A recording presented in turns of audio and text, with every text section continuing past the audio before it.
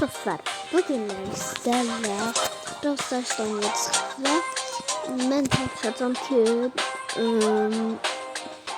çalıştığım kadar çok video çekim. Ve gördüğünüz gibi ben geçen videoda da demiştim ki ben çekimimin rozeti budur. Ve bu da çıktı. İndi görürsünüz, ben ona karakterim olduğuna bakmayaraq Keçən videoda da dediyim kimi mən burada maça girdim və burada gördüyünüz kimi enderlərdən bir dənə ender gəldi. Enderlərdən ender gəldi. Efsanevi çıxdı və efsanevidən də açdığımda dostumla bərabər oynayırdı. Draco açıldı. Bacımda belə yoxdur, ən yaxın dostumda belə yoxdur. Və mən çox şadam. İndi isə maça başlayırıq. Bu arada siz də əgər Galatasaray kulübünə qatılmaq istəyirsinizsə, əgər kulübünüz yoxdursa 400 puan keçdiyinizdən sonra Galatasaray yazdığınızda bu gördüyünüz etiketi yazdığınızda gəlirlər. Ve Galatasaray'a tutanlar gələ bilər ancaq. İndi ben söyləyim. Ne gəzər, bir gəzər. O yarışının ucu çok güzel geliyor. Siz de görmüşsünüz benim izlediğim videoda. Hadi ben.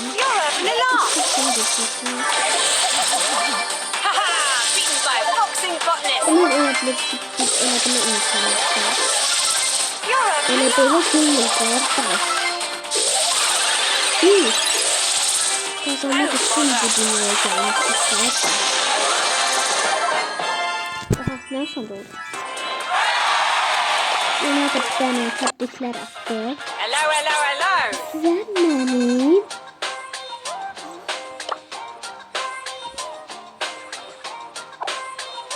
Mi 8 olmama çok az kaldı. 2 kaldı bence.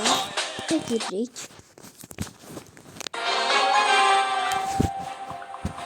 Ben bilmiyorum ki ancak sorsan işledim ama ki Roxanne'da çıktığımızda sonra eğer özünün qədərindən keçsə 20'ni keçsə buradaki Edgar kimi bu da bilmeyecek.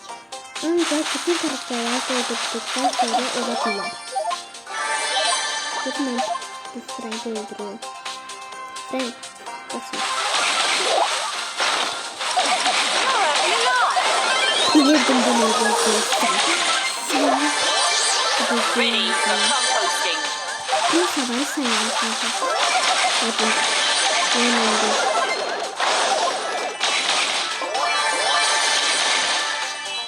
Öldür beni ya. Ne değilim ya.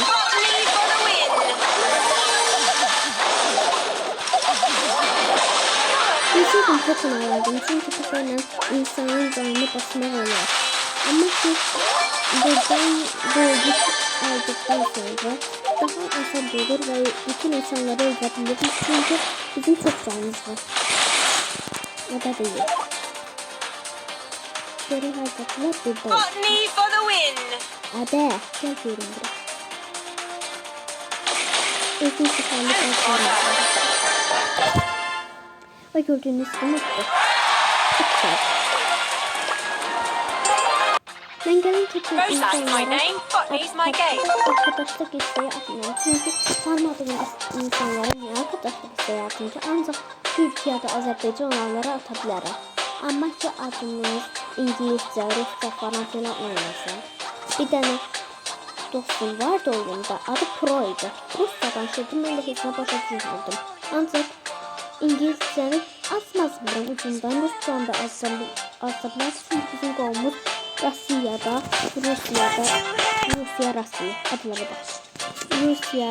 Rusya'da yaşayırlar.